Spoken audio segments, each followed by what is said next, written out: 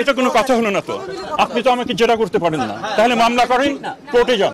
আমার তো নিয়োগকর্তাও রয়েছেন, তারাও যদি এখানে মনে করেন যে এখানে ব্যত্যয় ঘটেছিল, তো আমাকে যেতে বললে আমি অবশ্যই চলে যাব। আমার কোনো এখানে আঁকড়ে ধরার, নিজেকে জাস্টিফাই করার কোনো কিছু নাই। যখন হলো যে এটা আমরা পেছাবো, সেটা নির্দিষ্ট সময় হয়েছে এবং পরবর্তীকালে এটা জানিয়ে দেওয়া হয়েছে। কাজেই পরীক্ষা ধারণা হয়তো রয়েছে যে একক সিদ্ধান্তে অনেক আগেই দ্রুতই এটা নেওয়া যেতে পারতো।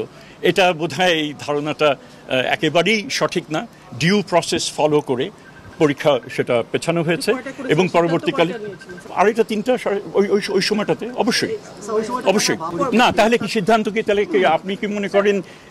আর এই সিদ্ধান্ত গ্রহণের ক্ষেত্রে এমন বিষয় এসেছিল যে পরীক্ষা যদি আমরা যেন নেই, কারণ অনেক বাচ্চারা তারা আমরা তো সেরকমভাবে অ্যাফেক্টেড হয়নি, আমরা চাই পরীক্ষাটা হয়ে যাক, সেটাও আমাদের বিবেচনার মধ্যে নিতে হয়েছিল।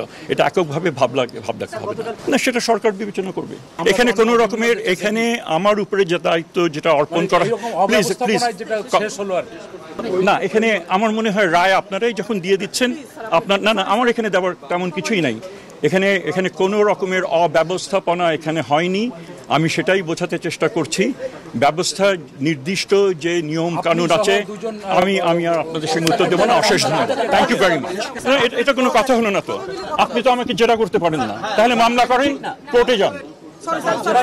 না আপনার নর্মাল সৌজন্যতা যদি না রাখেন, তাহলে কিন্তু আমাদের পক্ষে এটা করা যাবে না। আমি তো সেটাই বলেছি যে সেক্রেটারি রিজাইন করেছেন, যারা রিজাইন করেছেন মানে কি ওনাকে অব্যাহতি যেটা দেওয়া হয়েছে সেটা উচ্চতর একটা কমিটির সিদ্ধান্ত, এবং আমি সারাদিনের সেই সিদ্ধান্তের সঙ্গে আমি যুক্ত ছিলাম না। কেন দেওয়া হয়েছে সেটার উত্তর আমি দিতে পারবো না।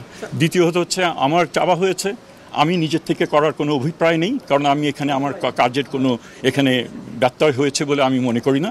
আপনাদেরকে আমি ঘটনা পরম্পরায় আপনাদেরকে জানালাম, আপনারা সেটা বিবেচনা করবেন, সেটা ঠিক কি বেঠিক আমার মনে হয় না। আর যদি আমার তো নিয়োগকর্তাও রয়েছেন, তারাও যদি এখানে মনে করেন যে এখানে ব্যত্যয় ঘটেছিল, তো আমাকে যেতে বললে আমি অবশ্যই চলে যাব। আমার কোনো এখানে আঁকড়ে ধরার, নিজেকে জাস্টিফাই করার কোনো কিছু নাই।